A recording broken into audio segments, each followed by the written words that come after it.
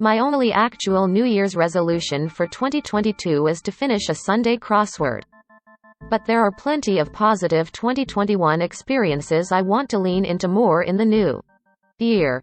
Petting my cat, eating takeout, going for runs, rewatching Buffy the Vampire Slayer. There are also plenty of 2021 feelings I want to avoid, the ones that give me a pang of anxiety or a rush of dopamine. Like when I tweet a story I've put work into, or how my brain feels when an Instagram photo does. Being a culture reporter requires me to be on social media apps. But I am learning that the less I post on my online feeds, the better time I have offline. My expectations for where I might get attention have shifted. I selected Instagram's new for -2021 option to hide like counts, both on my own posts, and all the posts I see in my feed. And yet, as Instagram's own study found, removing likes doesn't reduce our misery-making need to feel popular. Other elements of quantified popularity, such as comments and follower counts, are baked into the app, and the company is currently testing one more: private likes on stories. The likes aren't necessarily the point. When we post publicly, we're often aware of the chance that our post might go viral, whatever that means to each of us. For one, media has created a space in which the number of eyeballs on any piece of content can escalate quickly, finding its way to a meme account, a popular subreddit, a trending hashtag. The question is, what does that awareness of potential fleeting fame do to our brains? Science is just starting to investigate the problem, but plenty of people didn't trust social media companies to have their best intentions in mind when they create systems that make us rely on their apps in such a primal way. Trust in social media companies seems to be at an all-time low. If there were ever a year for us all to stop playing the maybe it'll go viral game, 2022 is it.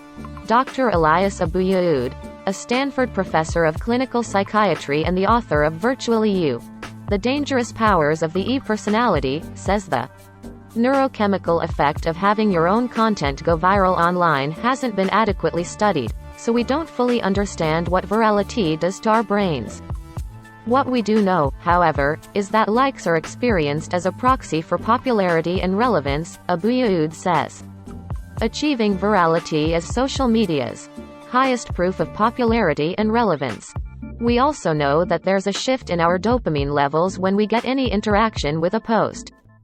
Dr. Courtney Tracy, an addiction specialist also known as the Truth Doctor on TikTok and Instagram, says that when we receive any kind of recognition on a social media post, it activates a dopamine pathway in our brains.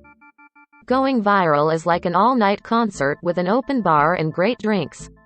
You feel satisfied, accomplished, good, Tracy says. Dopamine is one of the feel-good chemicals that motivates us to keep doing the thing that brought us the dopamine, to begin with. What was once evolutionarily designed to help us eat food, and get good sleep, has been hijacked in the social media space to keep us on the platforms as long as possible. Likes and shares give us an emotional high, and at the root of the high is a feeling of social approval. When it arrives in droves, it's like a force multiplier for dopamine.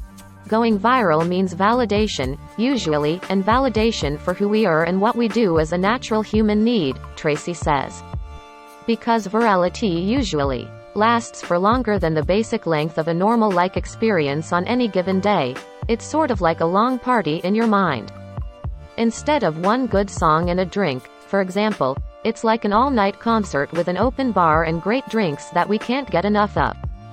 The desire for that ego boost can change your behavior, making you want to post what your audience is most likely to like or share, with potentially catastrophic results.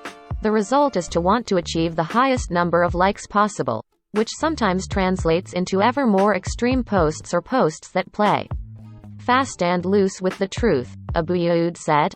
This has played a role in the radicalizing of the internet and society, as well as the emergence of post-truth. Of course, not all of us are posting politically outrageous content to get viral levels of attention. But even if you're just making an amusing TikTok, your level of expectations for its reception make a difference. Intent absolutely matters, Tracy says.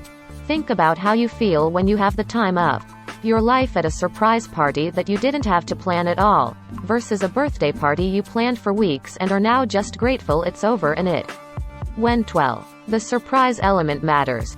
We move from baseline to skyrocketing validation, versus down low from being stressed and the party just getting you back to baseline. If we are intending to viral and don't, we feel let down.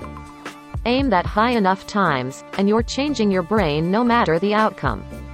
Tracy compared influencers who experience virality often to an addict who has a high tolerance for a drug. And would-be influencers are chasing an unhealthy high too. Wanting to go viral and getting let down often encourages a maladaptive relationship with social media, she says. When we're attempting to go viral, it's usually because we're motivated by the memory of our past validation. We gain dopamine just thinking about how we may get more validation. This is general excitement and motivation in the brain. However, when we don't go viral, that dopamine disappears. Griffin Hadrell, the CEO and co-founder of VRTCL, a TikTok viral marketing agency, agrees that people who go viral online often just don't get the same kind of excitement from a well-performing post. It's their expectation now is that everything that they post is going to go viral, Hadrell says. And so, when they don't go viral, there's typically a feeling of disappointment.